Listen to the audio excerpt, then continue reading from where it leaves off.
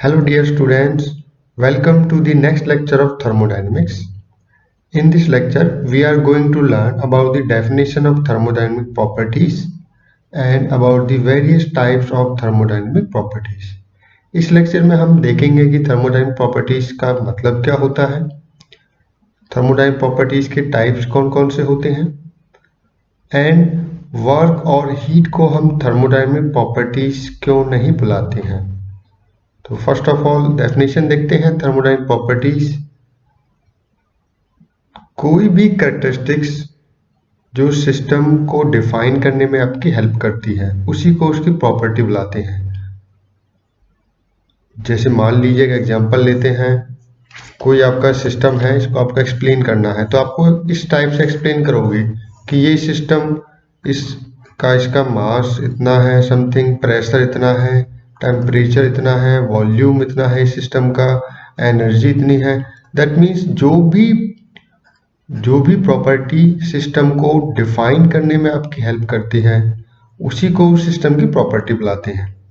अब प्रॉपर्टी को आप क्वांटिटेटिव टर्म्स में वैल्यू निकाल सकते हो। मान लीजिए मास 20 kg है, 1 बार प्रेशर है, 27 डिग्री सेल्सियस है, टेम्परेचर 30 सेंटीमीटर क्यूब वॉल्यूम है सिस्टम का and about 200 kilo joule internal energy. तो इस टाइप से आप जो वैल्यूज हैं, आप प्रॉपर्टीज की वैल्यू क्वांटिटेटिव टर्म्स में निकाल सकते हो। नेक्स्ट, जो भी थर्मोडायनामिक प्रॉपर्टीज होती हैं वो सभी पॉइंट फंक्शंस होते हैं। पॉइंट फंक्शन का मतलब है इनकी वैल्यू पॉइंट पे डिफाइन होती है। जैसे मैं कहता हूं कि P1 1 पॉइंट पे प्रेशर आपका सपोज 2 बार था एंड 2 पे ये डिक्रीज होके आपका 1.5 बार हो गया। इसी टाइप से आप किसी वैल्यू ले सकते हो। मान लीजिए वॉल्यूम V1 1 पॉइंट पे जो प्रॉपर्टीज की वैल्यू थी वॉल्यूम की वो आपका 20 सेंटीमीटर क्यूब थी एंड V2 30 सेंटीमीटर क्यूब हो गई। एक एग्जांपल ले रहे हैं, दैट मीन्स ये पॉइंट पे डिफाइन होती हैं। ये जितनी भी थर्मोडायनामिक प्रॉपर्टीज हैं तो पॉइंट पे डिफाइन होती हैं। दैट मीन्स ये पॉइंट फंक्शंस हैं, ये पॉइंट फंक्शंस हैं। कुछ ऐसे जो थर्मोडायनामिक प्रॉपर्टीज नहीं होंगी वो पॉइंट फंक्शन नहीं होते, उनको आप इस टाइप से नहीं लेते हैं। उसको आपको नेक्स्ट एग्जांपल में दिखाता हूं। नेक्स्ट की जो थर्मोडायनामिक प्रॉपर्टीज है वो एग्जैक्ट डिफरेंशियल्स होते हैं। क्यों? क्योंकि ये पॉइंट फंक्शंस हैं। जो भी पॉइंट फंक्शंस होते हैं वो एग्जैक्ट डिफरेंशियल्स। इसका मतलब क्या होता है, जैसे हम प्रेशर की बात करते हैं तो मैं इनको डीपी लिख सकता हूं, just like P2 minus P1। ये पॉइंट पे डिफाइन होते हैं इसलिए आप इनको एग्जैक्ट डिफरेंशियल की टाइप से लिख सकते हो। जैसे मान लीजिए dt है T2 माइनस T1। अगर ये पॉइंट फंक्शन नहीं होते, मान ली जैसे आपको एग्जांपल देते हैं वर्क और हीट पॉइंट फंक्शन नहीं होते तो वो एग्जैक्ट डिफरेंशियल भी आप नहीं लिख सकते उनको। तो वर्क को कभी आप W2 या W1 के टर्म्स में नहीं लिख सकते हो। दैट मीन्स dW इस टाइप से लिखना ये रॉन्ग होगा, W2 माइनस W1। तो जो पॉइंट फंक्शंस नहीं होते हैं वो एग्जैक्ट डिफरेंशियल नहीं होते हैं, तो उनको लिखने का तरीका इनएग्जैक्ट डिफरेंशियल इस टाइप से लिखा जाता है। तो हमने क्या समझा अभी कि थर्मोडायनामिक जो प्रॉपर्टीज होते हैं वो पॉइंट फंक्शंस होते हैं, पॉइंट पे डिफाइन होते हैं, इसीलिए इनको एग्जैक्ट डिफरेंशियल के टाइप से आप इनको लिख सकते हो। इनका डिफरेंशिएशन या एग्जैक्ट टाइप से हो सकता है, 2 पॉइंट पे डिफरेंस निकालोगे तो यहाँ पे आप एग्जैक्ट डिफरेंशियल टाइप से होगा। नेक्स्ट, हीट और वर्क जो होते हैं वो थर्मोडायनामिक प्रॉपर्टीज नहीं होते हैं, ये पाथ फंक्शन होते हैं। जो दोनों ही heat and work they are path functions, path पे डिपेंड करते हैं। सेकंड, पाथ फंक्शन होने के कारण ये इन एग्जैक्ट डिफरेंशियल होते हैं, in exact differential. That means कि जब हम हीट या वर्क से डील करेंगे तो आप हीट को इस टाइप से नहीं लिख पाओगे कि 1 पॉइंट पे हीट की क्या वैल्यू है, 2 पॉइंट पे क्या है। नो, आप रिप्रेजेंटेशन कुछ इस टाइप से देते हैं Q12। दैट मीन्स हीट का जो ट्रांसफर है 1 से 2 पाथ पे इतना हुआ, सपोज 20 किलो जूल, एंड जब पाथ आपने चेंज किया तो ये आपका चेंज हो गया। ये पाथ पे डिपेंड करती है, तो आपको इस टाइप से रिप्रेजेंट करना होता है। सेम वर्क के लिए होता है। वर्क को अगर डिफाइन करना है, सपोज W1 2, ये आपका 30 किलो जूल वर्क सिस्टम ने दिया, और अगर पाथ उसने चेंज किया तो मान लीजिए सपोज उसने -20 किलो जूल वर्क आपको यहाँ पे कंज्यूम किया। तो work and heat both our path function, path dependent होते हैं, इसलिए ये प्रॉपर्टीज नहीं है सिस्टम की, और ये इनएग्जैक्ट डिफरेंशियल होते हैं। तो अगर आपको डिफरेंशियल फॉर्म में इनको लिखना है तो इस टाइप से लिखना होगा, या तो इस टाइप से या इस टाइप से। Both are notations of inexact differential. तो थर्मोडाइनमिक प्रॉपर्टीज में कभी भी हम वर्क और हीट को काउंट नहीं करेंगे। नेक्स्ट कि जो हमने कुछ प्रॉपर्टीज देखी, मेनली 8 प्रॉपर्टीज होती हैं जो किसी सिस्टम के बिहेवियर को बताती हैं। जैसे हम एग्जांपल लेते हैं, pressure, temperature, volume, entropy, internal energy, enthalpy, Gibbs function and Helmholtz function. ये मेनली 8 प्रॉपर्टीज हैं जो किसी भी एक नॉर्मल सिस्टम के बिहेवियर को डिस्क्राइब कर सकती हैं। अब इनमें से इन्हीं प्रॉपर्टीज में से, out of this 8 properties, pressure, temperature and volume ये डायरेक्टली मेजर कर सकते हो। They are called measurable properties. इनको आप, जैसे प्रेशर का आपको पता है, किसी प्रेशर गेज से आप प्रेशर की वैल्यू निकाल सकते हो। टेम्परेचर आपको निकालना है तो थर्मोमीटर की हेल्प ले सकते हो आप। वॉल्यूम भी आप डायरेक्टली निकाल सकते हो। दैट मीन्स ये तीनों प्रॉपर्टीज आप डायरेक्टली मेजर कर सकते हो, तो इनको हम फिजिकल या मैक्रोस्कोपिक प्रॉपर्टीज भी बुलाते हैं। एंड जो रिमेनिंग प्रॉपर्टीज है, वो ड्राइव प्रॉपर्टीज इनको हम बुलाते हैं। वो डायरेक्टली मेजर नहीं कर सकती।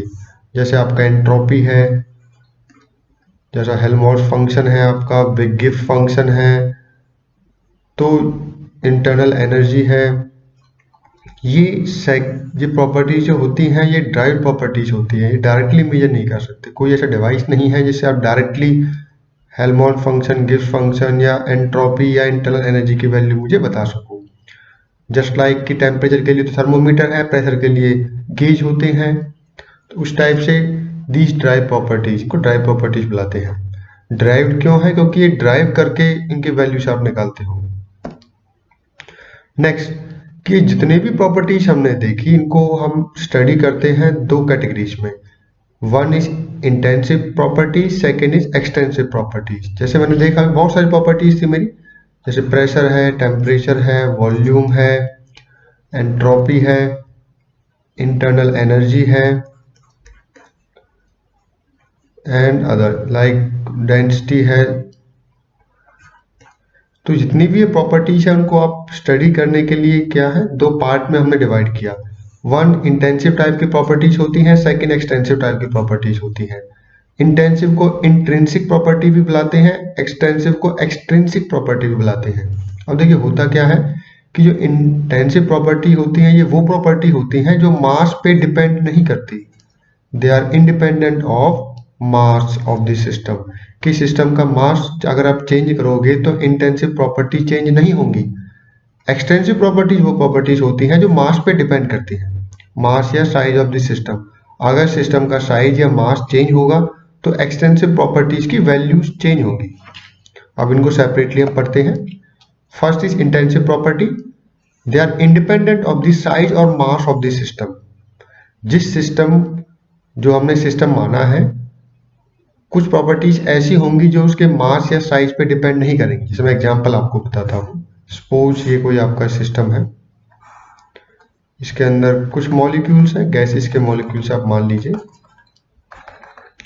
अब मैंने कुछ प्रॉपर्टीज देखी, अभी मैंने इसका साइज जो भी है, ये इसका साइज है कंप्लीट। अब मैंने प्रेशर, मैंने बोला इसका प्रेशर सपोज 1 बार है। टेम्परेचर मान लीजिए 27 डिग्री सेल्सियस है। तो अगर मैं इसके साइज को चेंज करता हूँ, मान लीजिए मैंने इसका पार्टीशन किया, बिल्कुल हाफ कर दिया इसे, तो आप देखोगे कि ऐसा नहीं है कि प्रेशर हाफ हो गया होगा या टेम्परेचर हाफ हो गया, नहीं, सेम वैल्यूज होंगी अभी भी। तो ये मास पे डिपेंड नहीं करेंगी। तो ये प्रॉपर्टीज होती हैं just like pressure, temperature and density and viscosity.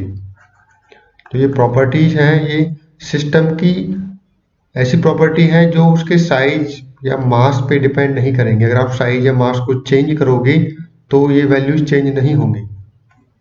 Next, कि जो भी ये प्रॉपर्टीज होती है ये एडिटिव या सब्ट्रैक्टिव नहीं होती नेचर में।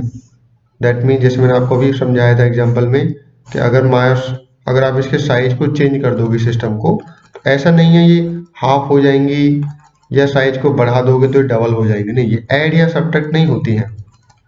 सो दे आर नॉट एडिटिव और सब्ट्रैक्टिव इन नेचर।